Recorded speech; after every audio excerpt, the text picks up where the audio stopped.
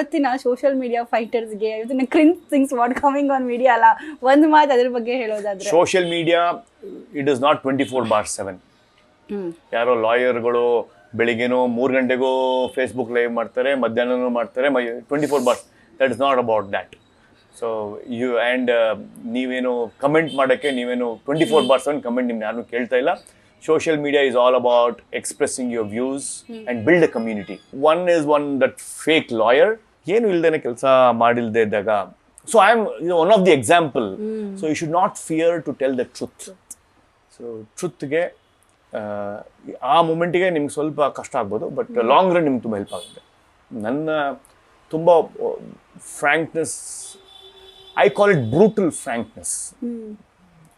Brutal frankness ಎಲ್ಲ ಕಡೆ ನಡೆಯಲ್ಲ, ಬಟ್ ಫ್ರ್ಯಾಂಕ್ನೆಸ್ ಇರಬೇಕು. ಆ್ಯಂಡ್ ನಿಮಗೆ ಇಷ್ಟ ಇಲ್ವಾ ಹೇಳೋಕ್ಕೆ ಸತ್ಯ, no comments, duck it. So that's how it is. So life ಅದೇ ನೀತಿ ಪಾಠಗಳು ಪ್ರತಿಯೊಂದರಲ್ಲೂ ಸಿಗುತ್ತೆ. ಸೊ ಸತ್ಯ ಸತ್ಯದಲ್ಲಿ ಜಯಿಸ್ಬೇಕು, ಸತ್ಯದಲ್ಲಿ ಬರಬೇಕು ಸರ್. ನೀವೆಲ್ಲ ನಿಜವಾಗ್ಲು ಬೆಕ್ಕು ಗಂಟೆ ಕಟ್ಟೋರ್ತು ಬೇಕು. ಅನೇಕ ಬೆಕ್ಕುಗಳ ಗಂಟೆ ಕಟ್ಟಿದ್ದೀನಿ, BDA ಒತ್ತುವರಿ ಕಟ್ಟಿದ್ದೀನಿ, ಡಬ್ಬಿಂಗ್ ವಿಷಯಕ್ಕೆ ಕಟ್ಟಿದ್ದೀನಿ, ಕರ್ನಾಟಕ ಡ್ರಗ್ ಸ್ಕ್ಯಾಂಡಲ್ ಕಟ್ಟಿದ್ದೀನಿ, ಲೌಡ್ ಸ್ಪೀಕರ್ಗಳು ಹಾಕ್ಕೊಂಡು ಬೆಳಿಗ್ಗೆ 5-5 ಸಲ 6-6 ಸಲ ಕಿರ್ಚೋದ ಸಮಾಜಕ್ಕೆ ಅಲ್ಲಿನ ಪ್ರಾರ್ಥನಾ ಮಂದಿರಕ್ಕೆ ಹೋಗಿ ತಗ್ಸಿದ್ದೀನಿ. ನಾವು ತಿನ್ನುವ ಆಹಾರ ಪದ್ಧತಿಯನ್ನು ನಮ್ಮ ದೃಷ್ಟಿಯಲ್ಲೇ ತಿನ್ನಬೇಕು, ಬೇರೆಯವರು ಆಮದು ಮಾಡುವ ಹಲಾಲ್ ವಿರುದ್ಧ ಫೈಟಿಂಗ್ ಮಾಡಿದ್ದೀನಿ. ಅನೇಕ ವಿಷಯಗಳು ಧ್ವನಿ ಎತ್ತಿದ್ದೀನಿ. ಕೇವಲ ಮಾಧ್ಯಮದಲ್ಲಿ ಫೇಸ್ಬುಕ್ಕಲ್ಲಿ ಧ್ವನಿ ಎತ್ತೋದಲ್ಲ, ಕಾರ್ಯರೂಪಕ್ಕೆ ತರಬೇಕು, ಪೆಟಿಷನ್ಗಳು ಕೊಡಬೇಕು, ಕೋರ್ಟ್ ಕೇಸ್ ಹೋಗಬೇಕು, ಲಾಯರ್ ಅಪಾಯಿಂಟ್ ಮಾಡಬೇಕು, ಕಂಪ್ಲೇಂಟ್ ಬರೀಬೇಕು. ಎಲ್ಲವನ್ನು ಕೇವಲ ಹೋರಾಟಗಾರ ಫೇಸ್ಬುಕ್ ಬಿಟ್ಟರೆ ಇವರ ಫೇಸ್ಬುಕ್ ಫೈಟರ್ ಅಂದ್ಬಿಡ್ತಾರೆ. ಯು ಶುಡ್, ನೀವು ಇಳಿಬೇಕು, ಆಳಕ್ಕೆ ಇಳಿಬೇಕು.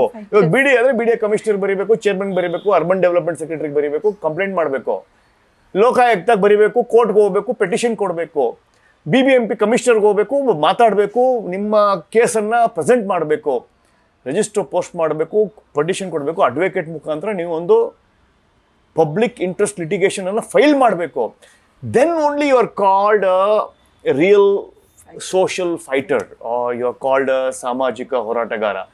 ಕೇವಲ ಫೇಸ್ಬುಕ್ಕಲ್ಲಿ ದಿನ ಲೈವ್ ಮಾಡಿಕೊಂಡು ಬೆಳಿಗ್ಗೆ 3 ಗಂಟೆಗೂ ಲೈವ್ ಮಾಡಿದೆ, ಮಧ್ಯಾಹ್ನ 4 ಗಂಟೆಗೂ ಲೈವ್ ಮಾಡಿದೆ, ಕೆಟ್ಟ ಪದಗಳನ್ನು ಮಾಡ್ಕೊಂಡು ಹೋದರೆ ಅದು ಸಾಮಾಜಿಕ ಹೋರಾಟಗಾರ ಆಗೋದಿಲ್ಲ.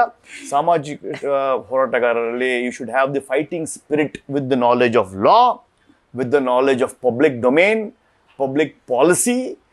ಎಲ್ಲ ನಾಲೆಜ್ ಇಟ್ಕೊಂಡು ನೀವು ಫೈಟ್ ಮಾಡಿದ್ರೆ ಖಂಡಿತವಾಗಿ ಸಕ್ಸಸ್ ಸಿಗುತ್ತೆ.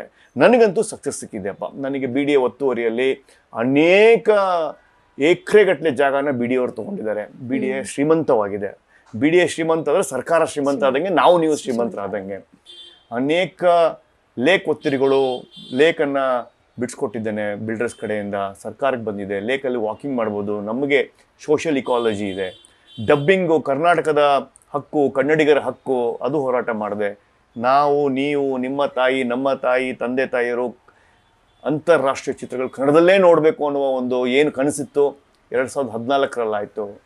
ಹಾಗೆ ಅನೇಕ ವಿಷಯಗಳನ್ನು ಕಾನೂನಾತ್ಮಕವಾಗಿ ಕೇವಲ ಫೇಸ್ಬುಕ್ಕು, ಸೋಷಿಯಲ್ ಮೀಡಿಯಾದಲ್ಲಿ ಹಾರಾಟ, ಕೂಗಾಟ, ಚೀರಾಟ ಬಿಟ್ಟು ಹೆಂಗೆ ಹೋರಾಟ ಮಾಡೋದನ್ನು, ಒಂದು ಕಾರ್ಯವೈಖರಿಯನ್ನು, ಒಂದು ಸಿಸ್ಟಮ್ಯಾಟಿಕ್ ಪ್ಲ್ಯಾನನ್ನು, ಒಂದು ಟೀಮ್ ಕಟ್ಕೊಂಡು, ಲಾಯರ್ಸ್ ಇದ್ದಾರೆ, ಅಡ್ವೈಸರ್ಸ್ ಇದ್ದಾರೆ, ಯಾವುದು ಸಮಾಜಕ್ಕೆ ಬೇಕು, ಯಾವುದು ಸಮಾಜಕ್ಕೆ ಆಘಾತ ಆಗ್ತಾ ಇದೆ ಅದನ್ನು ಫೈಟ್ ಮಾಡಿದ್ದೀವಿ.